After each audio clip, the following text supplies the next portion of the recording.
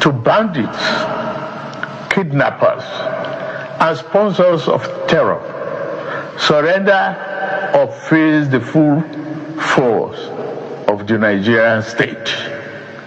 These windows of surrender will not remain open forever. No mercy will be shown to those who trade in blood of Nigerians. You see, this is the problem, and this is why I don't have confidence in President Bola Ahmed Tinubu. Because how are you saying that for bandits and every other person sponsoring terrorism, that they should surrender or they will face the Nigerian state? So pending when they decide to surrender, they can continue to kidnap, they can continue to kill, they can continue to rape our women, they can continue to keep kidnapping our children from schools. No, President Bola Ahmed Tinubu, this is the time for you to move in. You have been waiting for them to surrender for the longest. They have refused to surrender. For the longest, you have been calling on them to surrender, that they should drop down their arms. For the longest. But every day by day, the insecurity increases. Every day by day, they keep committing these atrocities. They keep committing this evil. And yet, you are waiting for them to surrender. Need I remind you what you promised in 2022? I'm going to play you a clip. You promised in 2022, this was not your words, when you were seeking election in 2022. You said that you were going to eliminate. These were your words. And thank God, it's from your own channel, TVC. So I'll play everything down to when you started speaking.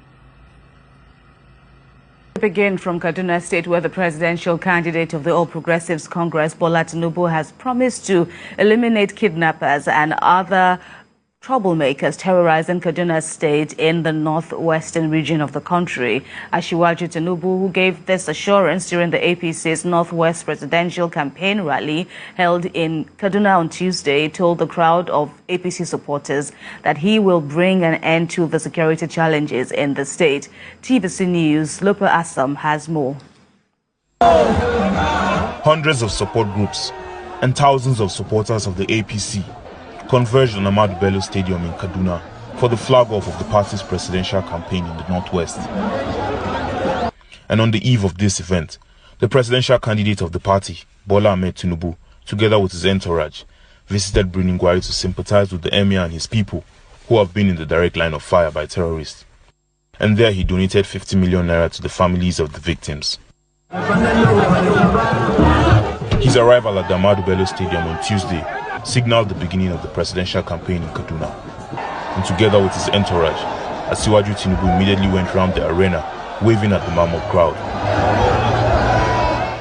Also at the campaign rally was his running mate, Senator Kashim Shettima, as well as the governors of Kano, Kebbi, Jigawa, Plateau and Borno states, with party members from their various states. And while addressing the crowd, Bola Tinubu assured them of his commitment to create jobs for the youths, improve agriculture, and bring socio-economic developments if voted into power. The region has been the most hit by terrorists in recent times, and Bola Tinubu promises to effectively tackle those troubling the region when elected president.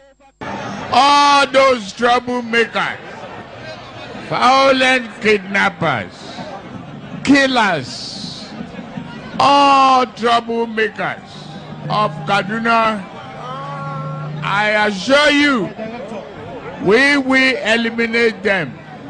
El-Rufai has done a good job.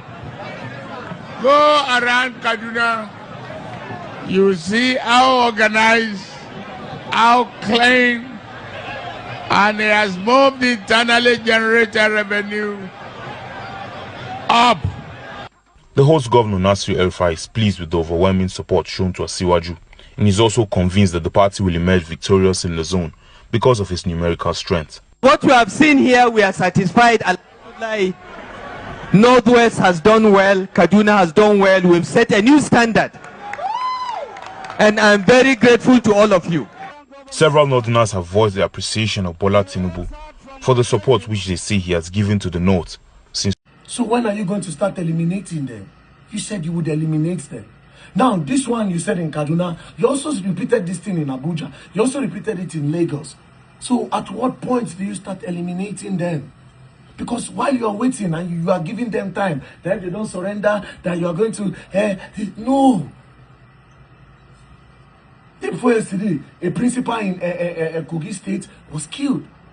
Now, for that principle, we have said it that public schools do not go to school again until the government figure out a way to end insecurity. Until this insecurity comes to a stop. Public schools are no longer safe. Now you don't go now, they don't unalive you, which is quite unfortunate. Nobody deserves that. Children see the inside bush, you still get mind, they go open school. For what? School children, school teachers, the day inside bush, you are still opening school. For what? Nigerians are still going by their day as if nothing they happen. For what? And you want Nigeria to be great? This same thing you people did in 2014 when they carried Chibok girls. Everybody moved on. Everybody moved on till tomorrow. Those girls are still in the bush. That thing went further to give Boko Haram the audacity to continue these atrocities. That's why in this one we should not move on. There's little one person can do. How many shout and one shout? That's why they call on all Nigerians. I say this particular one, we should not move on until they bring back those children and those teachers. And as for President Bola Ahmed Tinubu, for how long are you expected to wait for them to surrender? And if they don't surrender, when are you expected to move into the bushes? Because you do not give them an ultimatum. You do not even say, okay, I'm giving you people 3 days to surrender. If you don't surrender, we are moving in hard. And we are going to bring you people down. We are going to do this, do this. No, there's no threat. You look like you are sympathizing. You are begging them like you are so scared of them or something. You are the commander-in-chief of the armed forces, for crying out loud. Jesus Christ. Muhammad.